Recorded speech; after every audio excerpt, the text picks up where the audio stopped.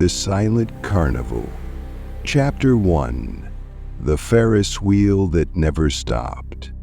It was the only ride still moving when Amelia arrived. The carnival gates creaked open at her touch, even though the closed sign hung crookedly on rusted hinges.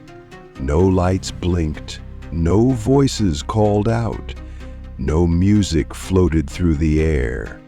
Just silence, and the groaning of the Ferris wheel turning endlessly against the dead wind. She had heard about it from her grandmother, who used to whisper stories of the place in hushed tones, warning her never to go near the outskirts of town after dark. But tonight something had pulled Amelia there. Not curiosity, something deeper. A sense of unfinished business. The Ferris wheel stood at the far end of the grounds, its colorful paint chipped and faded. One of the cars slowly came into view, sagging to one side, as if something heavy sat within it. But when it rotated down, there was no one there. She stepped forward, her boots crunching over dead grass and popcorn kernels that looked decades old. Each step echoed too loudly in the quiet. A shrill screech rang out as the wheel slowed to a stop on its own, the empty car now sitting directly in front of her. The safety bar creaked open slowly, inviting her in. Amelia hesitated. Something cold brushed the back of her neck. She spun around. Nothing. Against every instinct, she climbed into the car. The safety bar slammed shut the moment she sat down. The wheel jolted back into motion, rising her into the air, higher than any Ferris wheel should have allowed. The carnival spread below her, dark tents, silent booths, empty stages. But as she rose, the wind picked up and she began to hear something. Laughter, not joyful, not human. She gripped the sides of the car as the wheel reached its peak and then stopped. Amelia sat suspended, the entire carnival stretching out beneath her like a graveyard. Then the lights flickered on. The entire carnival lit up. Sickly green bulbs and blood-red spotlights flickering to life. And every ride began to move. But there were no people, only shadows. Thousands of them, dancing beneath her. And one of them looked up, right at her, and smiled. Chapter 2. Whispers from the ticket booth. Amelia stumbled off the Ferris wheel car as it touched ground again, her heart still racing from the sight of the smiling shadow below. The moment her feet hit the earth, the carnival lights died once more, as if they had never been on. Only the faint creaking of the Ferris wheel remained, spinning silently behind her. She turned toward the ticket booth. It hadn't been there before, she was sure of it, but now it stood right at the entrance, surrounded by overgrown weeds and a sagging canopy that flapped in the unmoving air. The glass window was cracked, smeared with something dark. The word "Admit One" was still barely visible in faded paint. No one was inside. And yet a whisper came from behind the glass. "Welcome back, Amelia." She froze. The voice was soft, dry, like paper rubbed together. She stepped closer. "Who's there?" No response. Then the ticket tray slid outward with a violent snap, holding a single crumpled ticket. It was stained red. Amelia didn't take it. Instead, she bent closer to the glass, trying to see inside.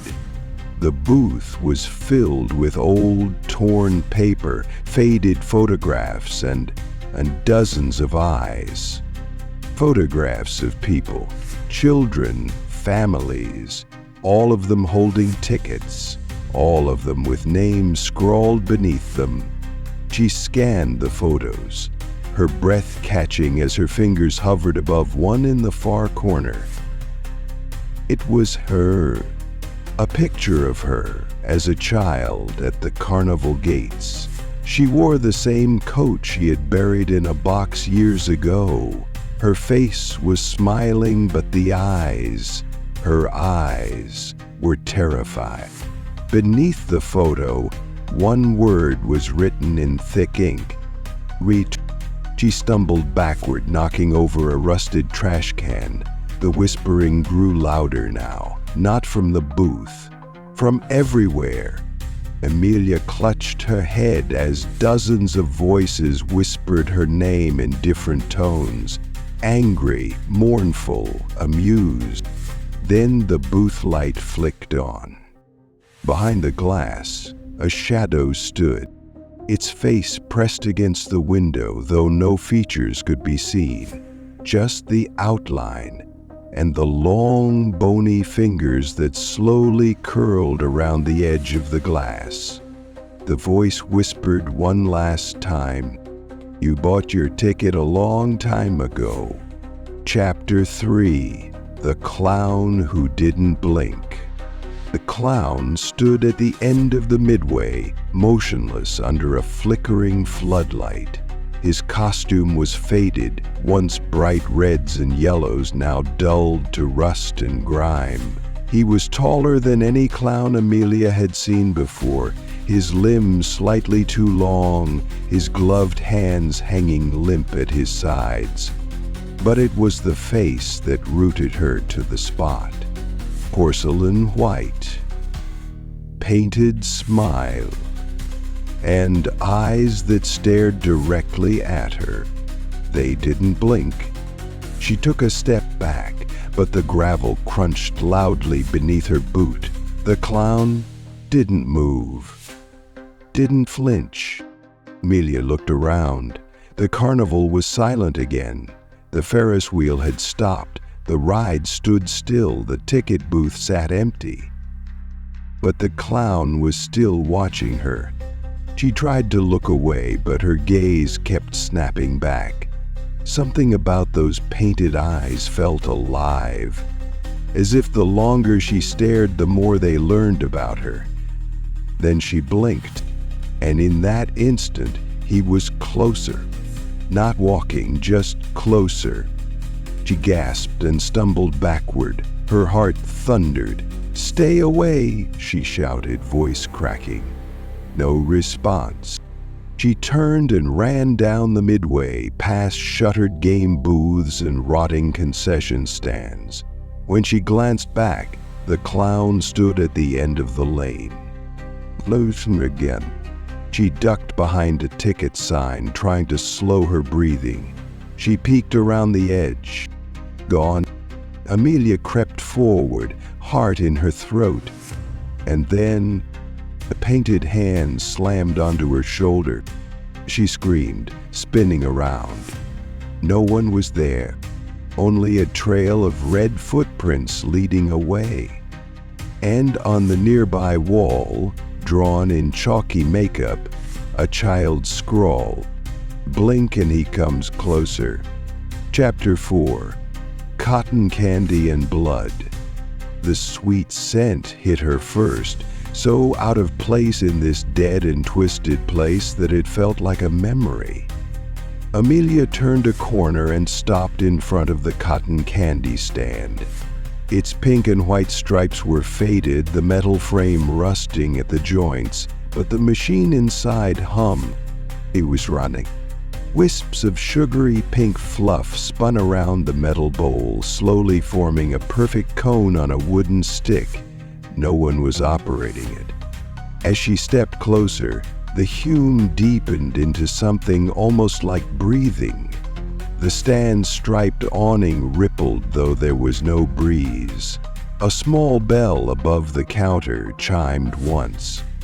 Clear and sharp. She reached for the cone. The moment her fingers brushed the stick, it was yanked downward into the machine. The entire stand convulsed. The cotton candy spun faster, the pink turning darker, redder. Blood began to drip from the edge of the bowl. Amelia staggered back as the machine shrieked, a high-pitched grinding like metal screaming. The bell above the counter rang again, and again, and again. Faster, louder. Then it stopped. The cone rose once more, now fully formed. But it wasn't sugar anymore. It was wet, fibrous, still warm. She turned to run and stopped. Children were standing behind her. At least they looked like children. Their skin was pale and stretched tight. Their eyes were dark holes. Their mouths were open, as if waiting for something. Each one held a cone of cotton candy. Each cone dripped. "Take it," one of them whispered, holding out a second cone. She shook her head. No. They didn't move. They didn't blink. The first child stepped closer. "You're already part of the carnival," he whispered. "You just forgot." Then, behind the stand, the clown appeared again. And this time he blinked. Chapter 5. The Ride Operator's Secret. The smell of rust and oil thickened as Amelia approached the tilt-a-whirl. Unlike the Ferris wheel, this ride wasn't moving. Its carts sat askew on bent rails, one of them gently swaying, though there was no wind. The control booth at the edge of the ride was sealed shut, its glass window fogged from the inside. Amelia hesitated, then stepped closer. A dim orange light flickered to life inside the booth. There was someone in there. A figure hunched over the control panel, face obscured by shadows and grease-smudged glass. His hand, gloved and twitching, hovered over a series of buttons. The machines groaned softly beneath her feet, like they were waiting for his command. She knocked lightly on the booth. The man jerked upright, but didn't turn to face her. His voice crackled through a dusty speaker beside the window. "You shouldn't be here."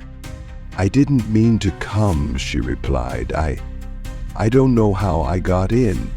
The operator exhaled slowly. "They always say that." She looked down and noticed something. Photographs pinned along the bottom edge of the booth window. All ride operators, each one in black and white, all of them expressionless, all of them missing their eyes. Amelia swallowed hard. Why are the rides still running? He turned slightly now, just enough that she could see his mouth beneath a heavy cap. His smile was thin, crooked, because they never left. The speaker buzzed louder. "Do you want to know the secret?" he asked. His hand hovered over a large red button. Before she could answer, he slammed it.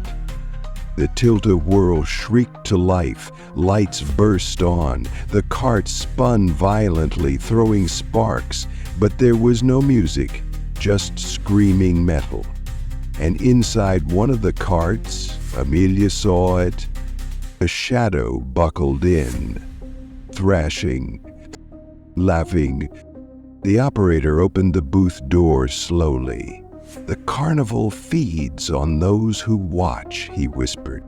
Amelia turned and ran. As she fled, the cart spun faster, and the laughing never stopped. Chapter 6. Trapped in the funhouse. The funhouse stood crooked on its foundation, its painted facade weathered and peeling, with a wide grin above the entrance that looked more like a scream. Amelia stood at its mouth, staring into the darkness beyond the clown-shaped doorway. A flickering sign above read, "Fun for all ages." The moment she stepped inside, the laughter began. Not her laughter, 1,000 versions of it, high-pitched, echoing and just slightly off. The hallway twisted beneath her feet, a rotating barrel floor that groaned with every step. She kept her balance, barely, and stumbled forward into a mirrored hallway. The mirrors were warped. Some stretched her into impossible shapes. Some made her vanish completely. Others showed her differently, not older or younger, but in one, she saw herself standing still, but her reflection moved on its own. It tilted its head, smiled. Then it raised a hand and knocked on the glass. Knock, knock, knock. The sound echoed through the hallway, louder than it should have been. She ran, breath catching in her throat, deeper into the funhouse. Every turn took her nowhere. Every exit looped back. Then came the voices. Amelia, they whispered from vents, from speakers, from the wall. We missed you. You belong here. You're part of the act. She pressed her hands to her ears, but it didn't stop them. The funhouse shook with her fear. Lights flashed red, then blue, then off completely. She groped her way forward in the dark and found herself in a room lined with laughing clown animatronics.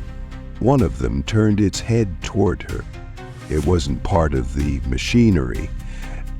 It stepped down, and as it advanced, the mirrors behind her shattered, one by one, until the only reflection left was the version of her that never stopped smiling.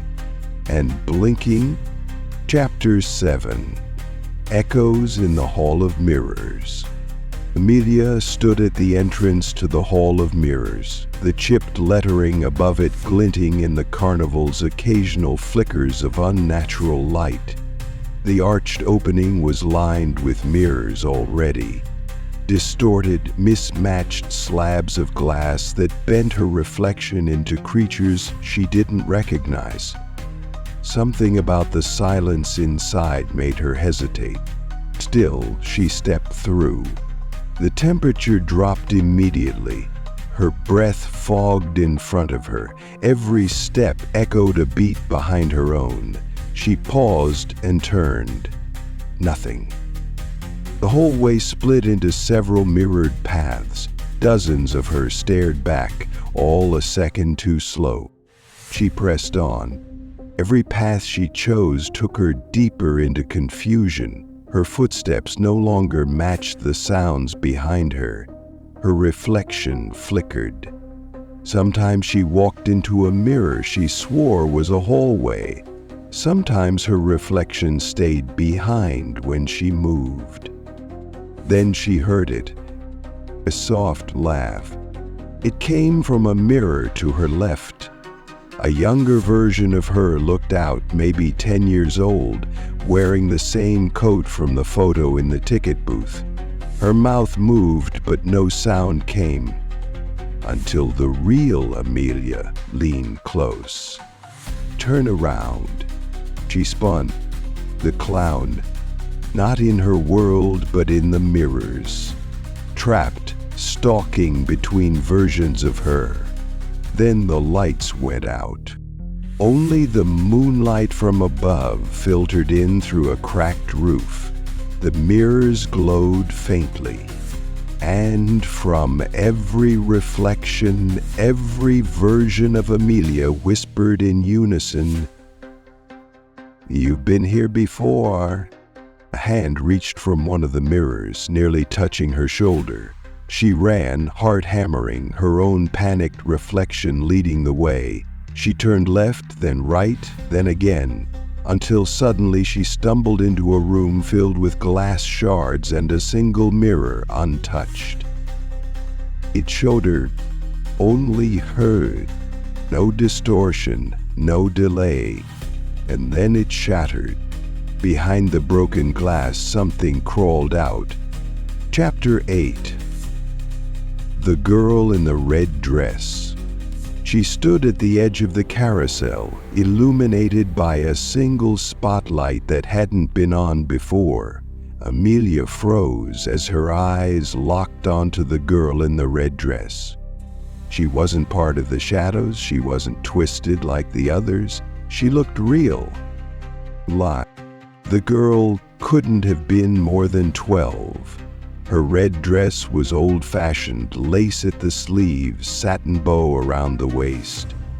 She stood perfectly still beside a chipped, unmoving carousel horse, her hands clasped behind her back, her dark hair hiding most of her face. Amelia stepped forward cautiously. The girl didn't move. "Are you lost?" Amelia asked. The girl slowly looked up. Her eyes were wrong, too wide, too knowing. "I've always been here," she said. "You forgot me." Amelia's breath caught. "What?" The girl tilted her head. "We rode together once. You left before the ride ended." Suddenly, the carousel groaned to life. Lights burst on. Music screeched from rusted speakers, warped and off-key. The painted horses began to spin, and the girl climbed onto one. Without knowing why, Amelia followed. The moment her feet touched the platform, the carousel spun faster. The world blurred around her. The laughter returned. But the horses weren't wood anymore. They were breathing, flesh beneath paint, eyes rolling wildly, screams hidden under the music. The girl in the red dress looked at her and smiled. "You'll remember me when the music stops." And then she vanished, just like that. Only her red dress remained, pinned to the saddle with a long, rusted nail. Chapter 9.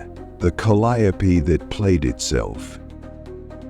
The Calliope sat at the far end of the carnival, perched atop a raised wooden platform wrapped in tattered red velvet. Its brass pipes glinted in the moonlight like sharp teeth, and though no one sat at the keys, the Calliope played. A twisted melody danced through the air, too fast, too bright, layered with an offbeat rhythm that made Amelia's skin crawl. It wasn't music. It was mockery. She approached slowly, drawn by the song like a moth to flame. Her ears began to ring the closer she got, her pulse syncing with the manic tempo. The keys moved by themselves, hammering out tunes that twisted into voices. Her name, whispered between notes. "Amelia, Amelia." Each whisper rose from a different pipe, echoing around her head like 1,000 trapped souls. She covered her ears, but the sound pushed through, deeper, inside. Then the music stopped. Silence fell like a curtain. The keys sat still, and the Calliope exhaled. Not air, but fog.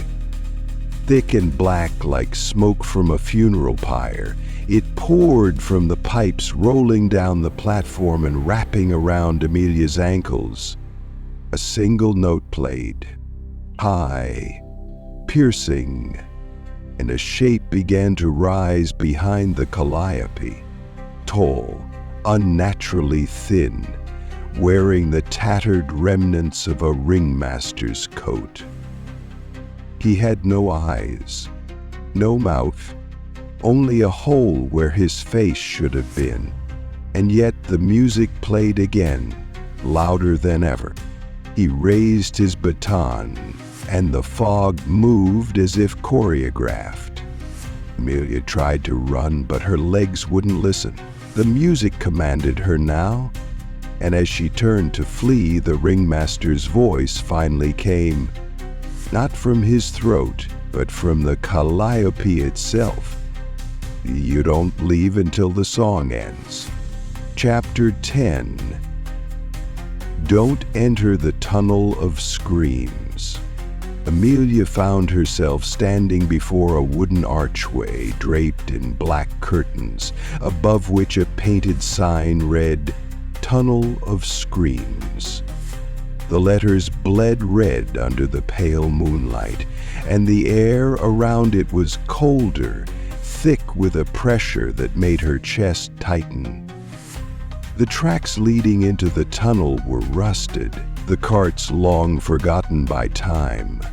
One stood at the mouth of the entrance, rocking ever so slightly as if recently vacated. She knew she shouldn't. Everything inside screamed, no. But her feet moved forward anyway. She stepped into the cart. The metal was cold, damp with something she didn't want to touch. As soon as she sat, the cart jerked forward on its own. The curtains closed behind her. Total darkness. The air smelled of mildew and rot. Wooden beams groaned above her as the cart clicked forward. Then the whispers began.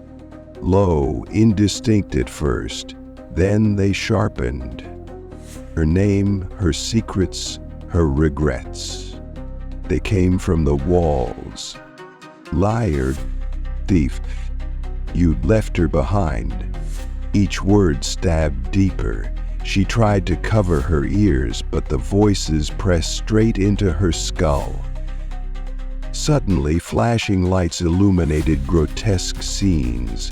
A carousel of dismembered limbs spinning in slow motion. Children with hollow eyes staring from mirrored cages. A version of herself, bloodied, mouth sewn shut. The cart slowed. Ahead, a figure stood in the middle of the tracks, dressed in carnival rags, face hidden behind a cracked porcelain mask. It lifted one hand and pointed at her. The lights went out again. Then the screaming began. Not from the tunnel, from inside her cart. Something moved beneath her seat.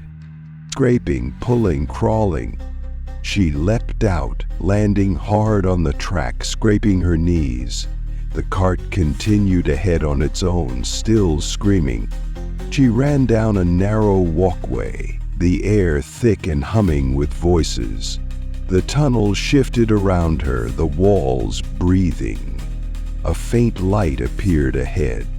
She reefed it, burst through, and stood blinking under the moonlight again just outside the tunnel. But her hands were stained red, and the tunnel behind her was gone. Chapter 11.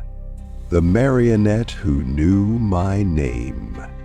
Beyond the tunnel of screams, Amelia wandered deeper into the carnival, the silence now thick with expectation. She came upon a dimly lit tent draped in velvet, its entrance slightly ajar. Above it hung a wooden sign, hand-painted and chipped, "The Puppet Pavilion." Inside, a single spotlight beamed down on a miniature stage. Rows of empty seats faced it, as if an audience had just risen and vanished. On the stage stood a wooden marionette, no taller than a child. It wore a patchwork suit of faded reds and purples, its limbs dangling limply, its painted smile frozen in place. Amelia stepped closer, compelled. The moment her foot touched the edge of the stage, the puppet moved. Its head jerked up, then its eyes opened. Wooden painted eyes, but they blinked, and it whispered, "Amelia." She gasped and stumbled back. The strings above the puppet snapped tight, pulled by no one, lifting the marionette upright. "You forgot the play," it said. The curtains behind it parted to reveal a set, an exact replica of her childhood bedroom. Then another marionette dropped from above. This one wore her face. The puppet show began. Scenes from her childhood played out silently, reenacted by puppets. Her arguing with her parents, her sister crying, the day she ran away. Each scene ended with the Amelia puppet sitting alone. Then came the final act. The puppets reenacted her arrival at the carnival. But in this version, she never left. "I don't want to watch this," she whispered. The marionette bowed. "You're not watching. You're remembering." The lights cut out. She felt strings wrap around her arms. And the marionette with her face smiled. "Your role isn't over." Chapter 12. Vanishing Acts. The tent appeared overnight. Amelia swore it hadn't been there before. It was crimson and gold, tall as a cathedral, its canvas sides fluttering though the air was perfectly still. A faded sign dangled from a crooked pole outside the entrance. The Vanishing Act. One night only.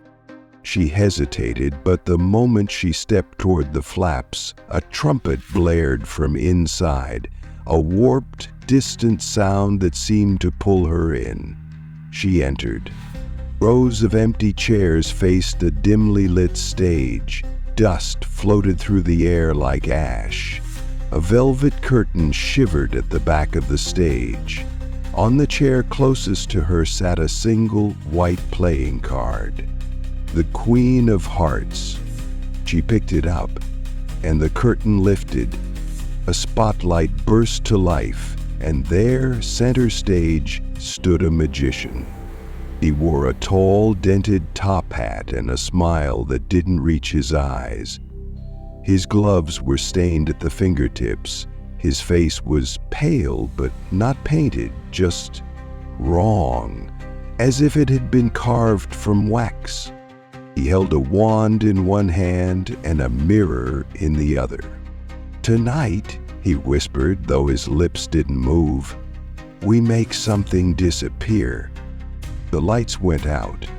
When they came back on, Amelia was no longer in the audience. She was on stage. The magician stood beside her, holding out the mirror. "Look inside," he said. She looked and saw herself. But in the reflection, she was older, worn, hollow-eyed. "You vanished long ago," he said. "The world just hasn't noticed yet." The curtain dropped suddenly, and when it rose again, Amelia stood alone. No audience, no magician, no cart, just an empty stage, and a single spotlight burning down on her like judgment. Chapter 13. Buried beneath the carousel. The carousel stood still when Amelia returned. The music had stopped. The lights no longer flickered. The laughter that once echoed between its mirrors had vanished into silence. But something felt wrong. Worse than before, as if something beneath the ride held its breath, waiting. She stepped onto the wooden platform, past the red dress still nailed to the saddle. The horses no longer looked alive. They looked like stone. But the floor creaked. She knelt and placed her hand against the boards. Warm. The carousel groaned. One of the horses tilted slightly, revealing a hidden hatch beneath it, half covered in dust and bloodstain. She pulled it open. A set of narrow stairs descended into darkness. Her legs shook as she stepped down, the scent of earth and rot rising to meet her. The space below was cramped, lit only by a single flickering bulb that swung from a fraying wire. Beneath the carousel, the walls were covered in carvings. Name? Hundreds of them, scratched in with fingernails, keys, broken glass. Some fresh, some nearly vanished with time. She saw her name, then her sister's, and her mother's, all buried beneath the carousel. In the center of the space was a mound of dirt, half dug. A rusted shovel leaned beside it. A music box sat on top of the mound, still open, playing a soft lullaby. The same song her mother used to hum. She stepped forward, trembling, picked up the music box. The lullaby stopped. From behind her, something shifted in the soil. Fingers. Gray, dirt-caked fingers reached from the grave, pulling upward. A face followed. Her own. Dead eyes, a twisted mouth, her reflection from the mirror. It spoke. You never left. You were buried with us. Chapter 14. The final show begins at midnight. The clock above the central tower struck 12. Its chime wasn't a sound but a tremor, deep and resonant, vibrating through the ground like a heartbeat long buried. The lights across the carnival flickered in unison, then held steady. For the first time, everything was awake at once.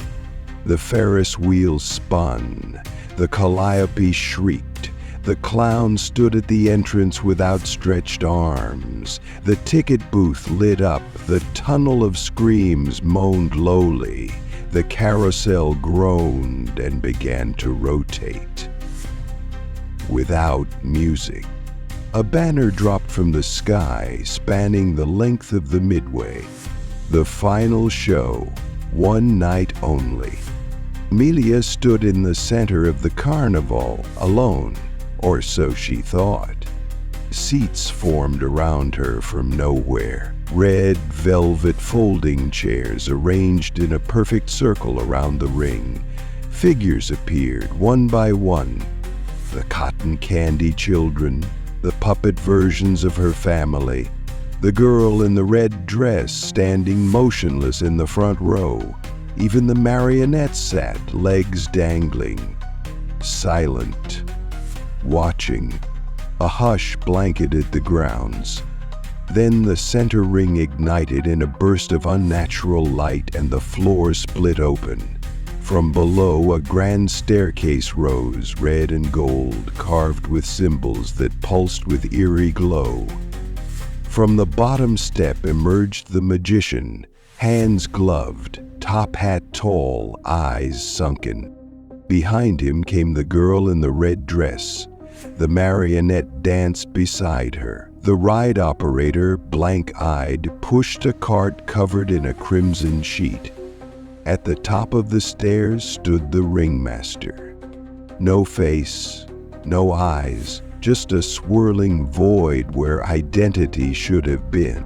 He raised his arms. The show began. Each act reenacted a part of Amelia's journey. Ghostly images shimmered mid-air like holograms. Her first ride on the Ferris wheel, the blood-soaked cotton candy, her mirror reflection whispering back. But the scenes shifted, warped. Now each act ended with her smiling, willingly choosing to stay. Laughter, soft and hollow, rose from the audience. Still, no one moved. Then came the final act. The spotlight turned to her. Amelia tried to step back, but her feet were locked in place. The ground seemed to hold her. She turned, but the audience had vanished. The ring was empty now, save for her, the magician, and the mirror. He approached, silent as mist. "You've already performed," he said. "This is your bow." She shook her head. "No, I never agreed to this." The ringmaster descended the stairs slowly, one step, then another. Each one thundered in her chest. The mirror was held out again. "Look," the magician said. She did. No reflection. Instead, the carnival stared back. Every tent, every ride, every shadow. In the mirror's surface, she saw herself guiding people in, taking tickets, running the Ferris wheel, laughing with the clown. "You never left," the mirror whispered. "I want to go home," Amelia said, voice cracking. "You are home." The audience reappeared in an instant, this time applauding. The sound was not clapping, it was scratching, scraping, like fingernails on glass. The ringmaster stepped forward and placed his hand on her head. Amelia screamed. The lights exploded. Darkness consumed the carnival. And when the lights returned, Amelia was gone. Only her shadow remained, etched into the ground of the center ring. Chapter 15. The Carnival That Followed Me Home. It should have ended there. The carnival vanished. The shadow burned into the ground where Amelia had stood was the last memory of her presence. But then, things started happening far beyond the fairgrounds. The first sign came weeks later, when a small town 3 states over reported an abandoned Ferris wheel appearing overnight in an empty field. Locals claimed they heard faint music and distant laughter, but when they approached, there was nothing, just silence, and the wheel still turning.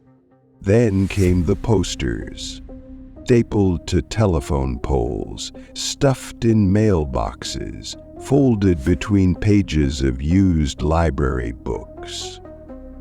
The Silent Carnival one night, only admired one. No one knew who printed them.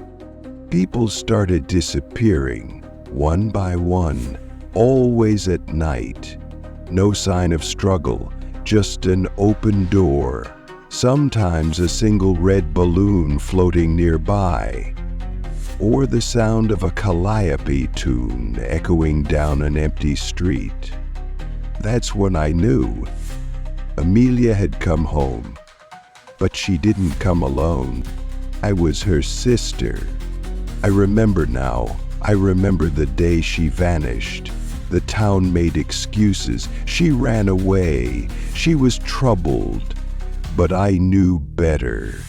I heard the knock that night, 3 soft taps on the window. I didn't answer, but I should have. Last week I saw her in the reflection of a storefront window, just for a second. Her hair longer, her face older. She didn't smile, just watched. Behind her, the clown stood motionless. The girl in the red dress held her hand, and behind them all, the ringmaster's silhouette towered like smoke. Yesterday, a tent appeared at the edge of our backyard. No one else can see it. It's red and gold. The flaps are closed. But I hear music at night, and tonight a ticket slid under my door. Returned is written in red across the stub. The carnival didn't stay buried.